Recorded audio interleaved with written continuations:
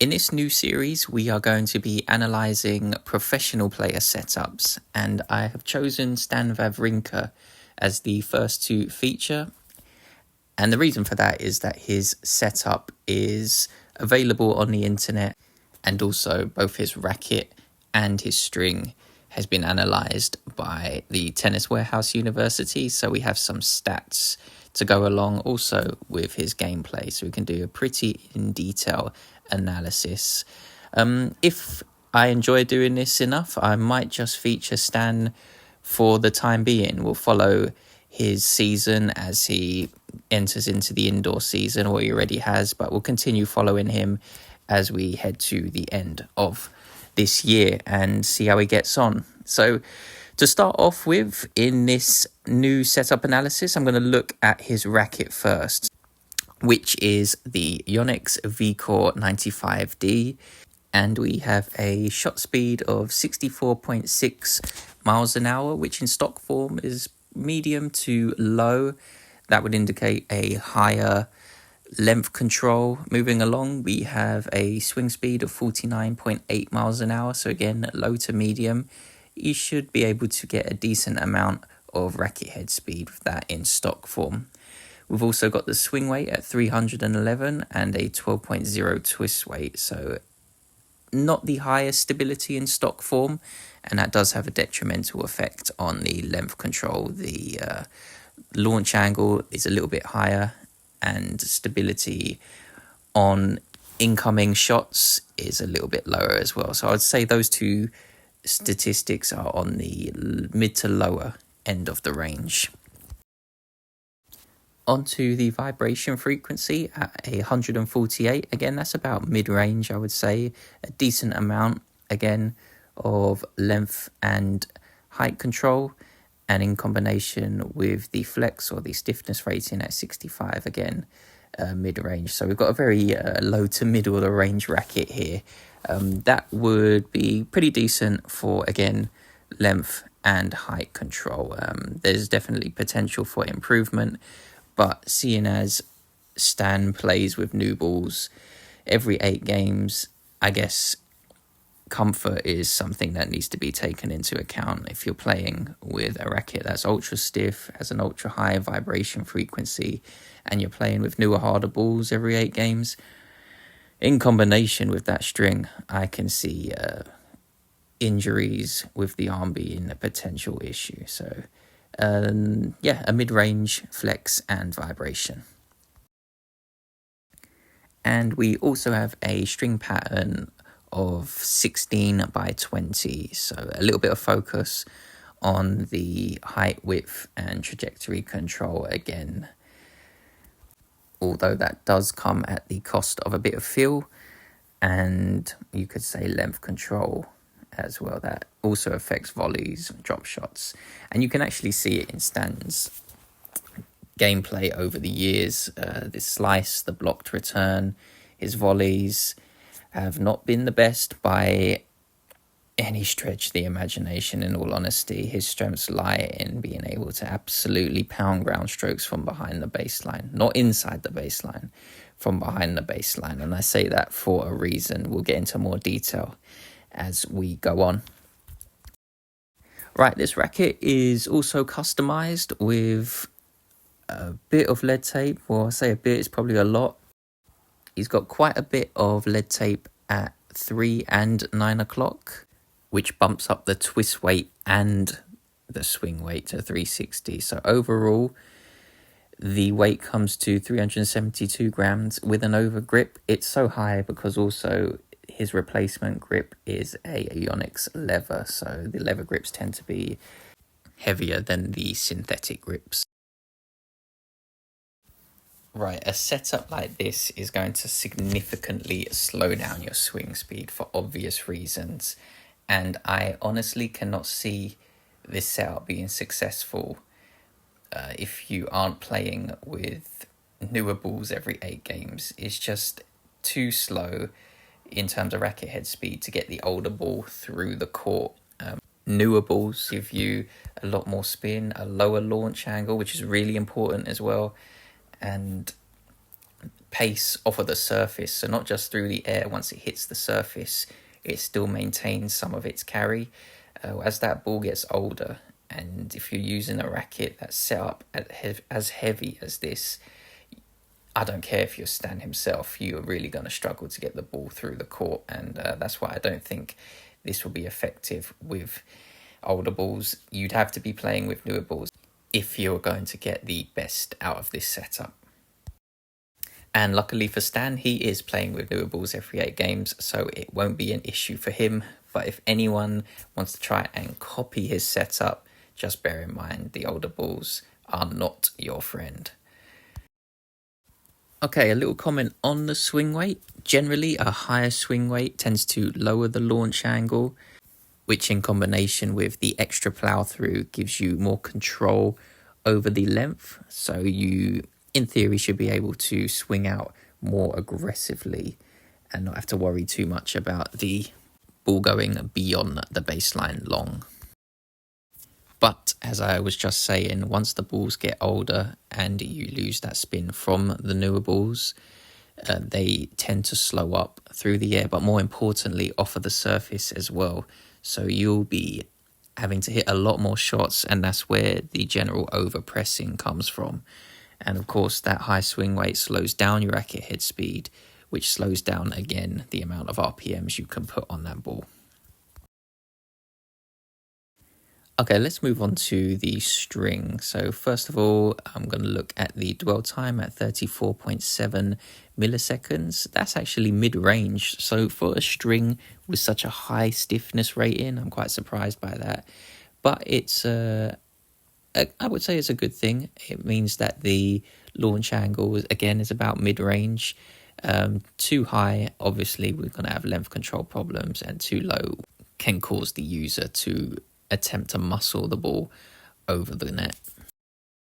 The deflection at 31.5 millimeters in combination with the stiffness at 232.6 pounds. That's very, very high. That indicates to me there's going to be a lot of power and spin from this string, and judging by the way Stan plays, it's probably true. The deflection isn't very, very low on the scale, but the stiffness is very, very high on the stiffness scale. So that could cause length control issues, feel issues, and be detrimental to shots where we are inside the baseline trying to take the ball early, and even more so on touch shots like volleys, drop shots, and smashes. So yeah, that's important to bear in mind. And just thinking about Stan's play over the years, he's not been the best volleyer, and he doesn't generally take the ball early. I would say he plays better from just behind the baseline or even further back, but that's just from what I've observed. And then finally, we've got a tension loss of 45.9%, which is pretty high, but Stan's changing his racket every 8 games, so it don't matter. An energy return of 85.4%, and the string-to-string coefficient of 0.09, which is about mid to high range. I don't really pay too much attention to this. It's generally the resistance to the string sliding on itself. So in theory, a lower number here means that the string can move easier on the main strings can move easier on the cross strings and snap back easier, imparting more spin on the ball. But again, because I don't play with new strings every 8 games, it's not something I look into. But since Stan is, it might be an important stat to him. Right, so that's most of the important stats covered. Let's go through some of the strengths I can see from this setup, and the obvious ones are from the high swing weight and twist weight and static weight. We're going to have a lot of stability in terms of height and trajectory control, so good for dealing with heavy incoming shots, which he's going to face a lot of being on the professional tour, and that's probably why he's weighted it up so high. We've also got a very low launch angle with that high swing weight, which comes in handy because the shot speed is definitely going to be very high, and that is detrimental to the length control. There's also going to be a ton of pace and spin coming from the high stiffness of the RPM blast, and you probably would have noticed that with Wawrinka's gameplay over the years. He hits one of the heaviest balls I've ever seen in the history of tennis, really, off of the ground. So, yeah, that is helped by the setup, no doubt about it. And I want to touch on a couple weaknesses within this setup. The first being the swing speed. Because the swing weight is so high, the static weight again is so high, that racket head speed is going to suffer, and so will the amount of RPMs Wawrinka's able to put on the ball. And not just that, the actual static weight of the racket is tiring to keep swinging for 2 hours plus. And maybe that's why Stan is fading towards the end of matches. Just something to bear in mind. And also the length control from just the super high shot speed this setup is going to be producing.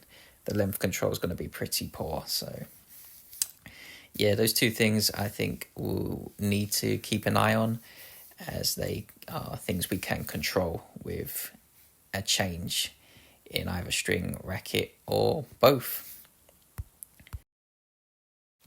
Right, at the time of making this video, Stan has a match in Basel, the indoor tournament, and it's against Kekmanovic, actually. So he goes into that not the favourite at all, although I do think he has a decent chance of winning this match. Watching his previous match against, Marozsan, where he took Marozsan to 3 sets. There was a lot of good stuff there from Wawrinka. Again, he just faded a little bit in the 3rd set. But looking at some of these stats from Tennis Abstract, his serving stats were pretty good. A first serve win percentage of 70%, a first serve in percentage of 53.3%, and a second serve percentage one of 54.3%. That's not bad at all, to be honest. He double faulted 1.3% of the time, which I think was just won the entire match. So really that tells me he should probably be going closer to the lines on his second serve and putting more pressure that way on Marozsan. And he could even take a few more risks on the first serve. And moving on to some of the return stats, these aren't pretty.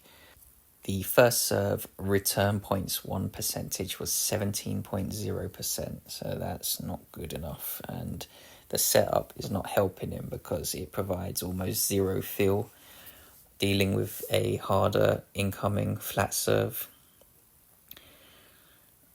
All I could suggest really here is Wawrinka should probably back up a little bit, maybe on the ad side more so, just 2 or 3 feet if he can, back up behind the baseline and give himself some time to try and swing at that ball, because the blocked returns are not effective with this setup.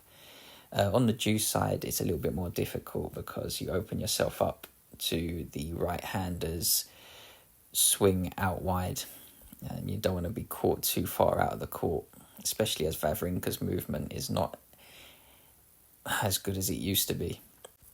The second serve return win percentage was a lot healthier at 51.5%. So that tells me he actually had the upper hand in a lot of these rallies against Marozsan, who is a very talented baseliner. And so Wawrinka's got to get back into the rally. He's got to start at least on neutral, and I really think it would be more effective for him with that setup to stand again 2 to 3 meters behind the baseline, more if he can do so comfortably, and just wind up that swing, just launch it back with a ton of height, pace and spin, and get himself onto neutral terms or even in front of the rally straight off of the return. I think that would give him the best chance of success in these return games, because on serve they weren't too bad, to be honest. It's the the return, especially when facing the first serve. That is an issue. So, yeah, interesting. I'll be taking note of his match against Kekmanovic, and we'll do another analysis actually, because I enjoyed doing this, and we'll see what kind of changes could potentially be made to enhance his gameplay. So let's hope he does well. Sorry, Kekmanovic, it's nothing personal. Yeah, that's the end of this video. I want to thank everyone again for watching. I do appreciate it. If you enjoyed it, it might be worth staying tuned for other videos that I'll be releasing soon that are similar to this. So hopefully I'll see you all there. And until then, everyone, take care.